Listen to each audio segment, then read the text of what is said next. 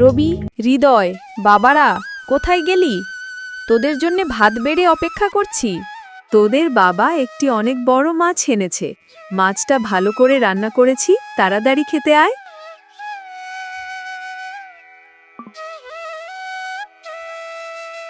শুনো মা, আমি কিন্তু আজকে মাছের মাথা খাবো। অনেক দিন হয়ে গেছে মাছের মাথা খেতে মন হয়েছে। সে কি কথা?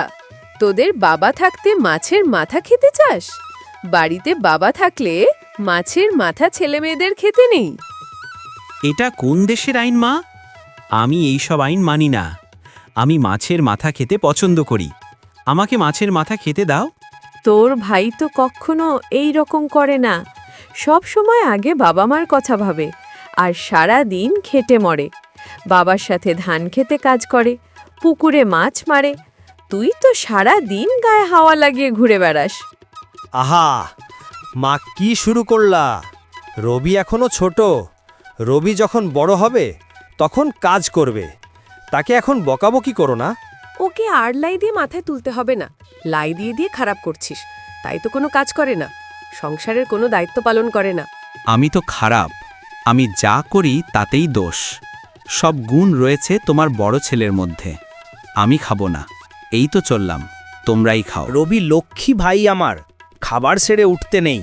এতে সংসারের অকল্যাণ হয়। লক্ষ্মী ছেলে, ভাত খেয়ে নে। আজকে আমি বিকেলে মেলায় নিয়ে যাব। সেখানে তোর যা মন চায় তাই কিনিস। সত্যি বলছো ভাই? সত্যি তুমি আমাকে মেলায় নিয়ে যাবে? ঠিক আছে, আমি এই তো খেয়ে নিতেছি। আর মা, তুমি শুনো, আমার সাথে আর কোনো এরকম খারাপ ব্যবহার করবে না, না হলে কিন্তু আমি বাড়ি ছেড়ে কোথায় একটা চলে যাব। কথাই যাবি আর সেই তো দিন শেষে আবার এখানেই ফিরে আসবি। হয়েছে, আর কথা না বাড়িয়ে এইবার খেয়ে নি।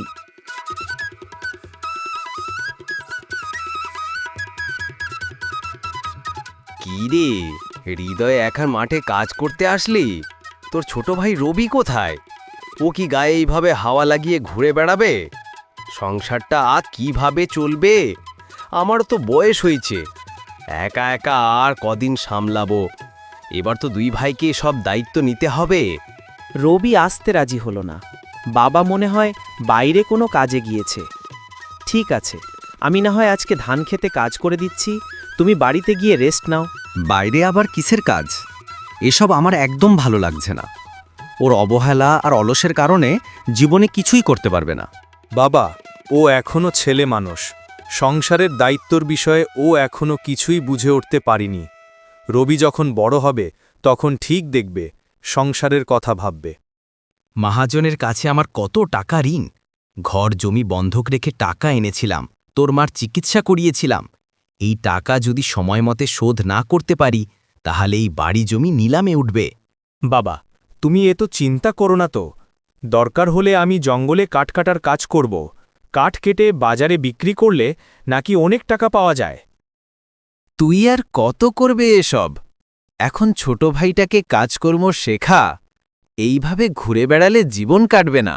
হয়েছে বাবা, আর কথা বলো না। এবার বাড়িতে যাও।